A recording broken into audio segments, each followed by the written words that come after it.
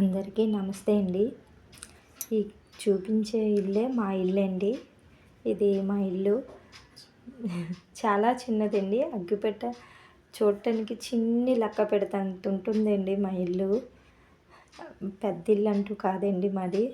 ఏదో ఉండటానికి చిన్న ఇల్లు. అది అద్దెలు కట్టుకొని పాపను చూసుకోవాలంటే చాలా కష్టం కదండి. అందుకు చాలా చిన్నది. మీరేం జడ్జిపోకండి. ఎంట్రన్స్ ఇది మా ఇల్లు అండి. మేము ఉంటున్న ఇల్లు. మాది చాలా చిన్న ఇల్లు. చిన్న ఇల్లే కానీ దాన్ని ఎంత ఇల్లు అయినా అనేది కాదండి, ఎంత బాగా ఉంచుకున్నాం అనేది మనకు కావాలి. నేనైతే చిన్న ఇల్లు అయినా దాన్ని చక్కగా సర్దే నీట్గా చేసుకోవడం, ఉన్నదాన్ని మనం జాగ్రత్త చేసుకోవడం అనేది నా హాబీ అండి. ఏంటండి మా ఇల్లు. ఆ హాలే కిచెన్కి అదే, డైనింగ్కి అదే, అన్నిటికీ అదేనండి. ఇది మా దేవుడి మందిరం. నేను నిత్యం దీపారాధన చేసుకుంటానండి.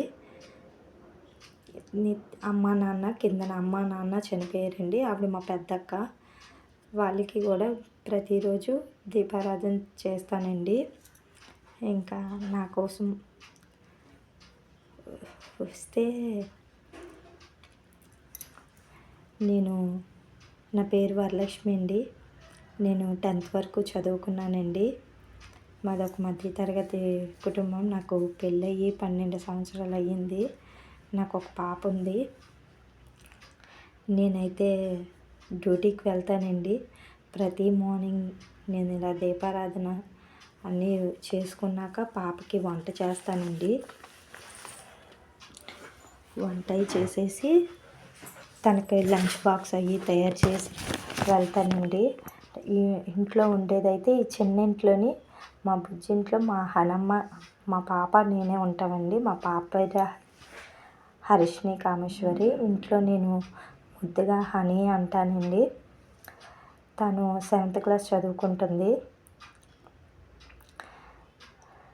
నేనైతే ప్రతిరోజు దీపారాధన అన్నీ అయిపోయాక ఒక పక్క పాపకి వంట చేసి లంచ్ బాక్స్ అది తయారు చేస్తానండి. తనకి లంచ్ బాక్స్ అవి రెడీ చేసి తనకి జడలు వేసి నేను పనిలోకి బయలుదేరి వెళ్తానండి. ఇంట్లో మేమిద్దరమే ఉంటున్నామంటే మేమిద్దరమేనండి. పాప నేనే ఉంటాము. అందుకు మా ఇద్దరికి చిన్న బుల్లిల్లు అయినా చాలు కదండి. అద్దె కట్టుకొని మనం ఎక్కువగా చేసుకున్నంత లేదండి. నాకు వచ్చిన ఆదాయం కొంచెం ఆదాయం. ఆ కొంచెం ఆదాయంతో ఇల్లు సర్దుబాటు చేసుకోవాలంటే చిన్న ఇల్లు అయినా అడ్జస్ట్ అవ్వాలండి. అవ్వవలసి వచ్చింది. అందుకు చిన్న ఇల్లు అయినా పర్వాలేదని పాప నేనే కదని సర్ది పెట్టుకుంటామండి. నాకంటూ ఉన్నది పాపకి నేను ఉన్నామండి. నేను జీవీఎంసీలో పనిచేస్తున్నానంటే కొన్ని అనుకోని కారణాల వల్ల పనికి వెళ్ళవలసి వచ్చిందండి. నాకు పెళ్ళయి 13 సంవత్సరాలు అన్నాను కదండి. పెళ్ళయి 13 సంవత్సరాలు మా ఆయనగారు ఏదో గొడవల మీద కొంచెం చిన్న ప్రాబ్లమ్స్ వల్ల ఆయన వదిలేసి వెళ్ళారండి. వదిలేసి వెళ్ళిపోయిన దగ్గర నుంచి నేను కుటుంబం నడవాలి అంటే ఎవరొకరు కష్టపడక తప్పదు కదండి. నేను పాప బ్రతకాలంటే నేను పనికి వెళ్ళాలండి. అందుకు నేను పనికి వెళ్తున్నానండి.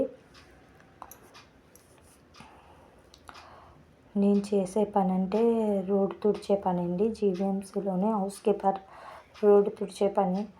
ఆ పని అయినా నాకు పాప పుట్టిన వెంటనే కొంచెం ప్రాబ్లమ్స్ వల్ల నేను 1 రోజులు పురటాలనండి. పాప పుట్టి 1 రోజులు అయ్యింది. అమ్మగారికి ఒంట్లో బాగాలేదు. అమ్మకు ఒంట్లో బాగోక ఎవరూ లేక నేను పాప పుట్టిన 1 రోజులకే బయట పనికి వెళ్ళవలసి వచ్చిందండి. ఇంకా ఆ వెళ్ళవలసి వచ్చింది. ఇంకా ఏం కారణం చేత ఇంకా నాకు ఆ పని శాశ్వతం అయిపోయిందండి. ఇంకా నాకు ఆ పని గతి అయింది. లాస్ట్కి ఆ పని కానీ లేకపోతే నా బ్రతుకు ఏమవునో నాకు తెలియదు. ఈ రోజుకి ఆ పని ఉన్న వల్ల నా కుటుంబం నేను దాన్ని పోషించుకోగలుగుతున్నాను. నా కుటుంబానికి నేను ఒక ఆధారమై నిలబడ్డానండి. ఒక భర్త లేని భార్య కిందన నేను నా కుటుంబాన్ని ఎంతగా చక్కదిద్దుకుంటున్నానన్నది మీకు చెప్పుకుంటానండి. నా వరకు వస్తే నేను 10th వరకు చదువుకొని మిషన్ కుట్టు అది నేర్చుకున్నాను. అమ్మగారు మిషన్ కుట్టు అల్లికలు అన్నీ నేర్పించారు. అల్లికలన్నీ నేర్పించిన పెళ్లి సంబంధం వచ్చిందని పెళ్లి చేశారండి. నా దురదృష్టం పెళ్ళి అయిన కొన్ని రోజులకే మా ఆయనగారి నుంచి విడిపోవాల్సి వచ్చిందండి. ఆయన మనకి ఏదో ఆయన చిన్న చిన్న కారణాలు గొడవలు అన్నీ అంటే ఇప్పుడు మనకి ఇష్టం ఉన్నదనుకోండి ఎలాగన్నా అడ్జస్ట్ అవుతారు. ఇష్టం లేనప్పుడు మనం చిన్న తప్పు చేసినా అది పెద్ద కారణం కింద చూపిస్తారు కదండి. అదే పరిస్థితి నాదిని. అలాగని మా అమ్మగారు ఇంకా అతని దగ్గర ఇబ్బంది పడుతున్నా అతనే కొన్ని రోజులు నువ్వు దూరం అయితే మారుతారు అనుకుని తీసుకొచ్చారు. కానీ కొన్ని రోజులు కదండి, కొన్ని సంవత్సరాలు అయినా ఇంకా అతను రాలేదు. అతను రాక నేను పాపేనండి లాస్ట్కి. నాన్న అమ్మ అయితే 2016లో చనిపోయారు. నాన్న అయితే 2020లో చనిపోయారు.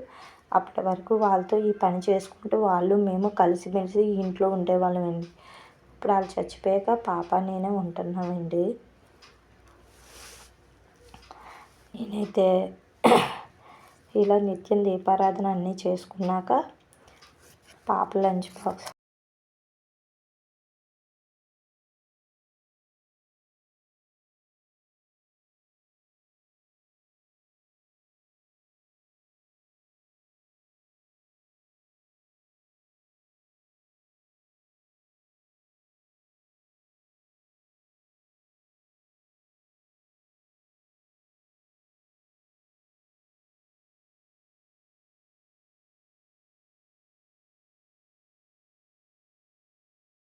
దీపం పెట్టేశాక అమ్మ నాన్న వాళ్ళకి కూడా డైలీ దీపం పెడతానండి.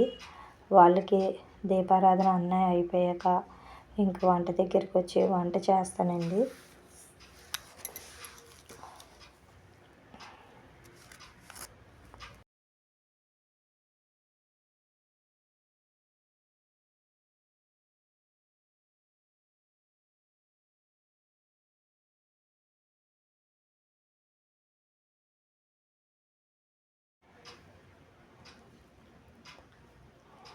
దీపారాధన అయిపోయిన వెంటనే ఇంకా వంటకి వచ్చి వంట చేస్తాను కదండి. వంట పక్క చేస్తూ నేను డ్యూటీకి బయలుదేరుతానండి.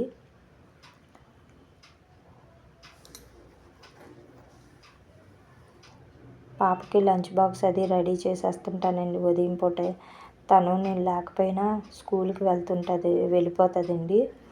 జడలు అవి వేసేస్తాను, అన్నీ తయారు చేసి పెట్టేసి అక్కడ వెళ్తానండి. తను లేచి స్నానం చేసి ఎదురింటి వాళ్ళు ఎవరో ఒకరు తనని నిద్ర లేపుతారు.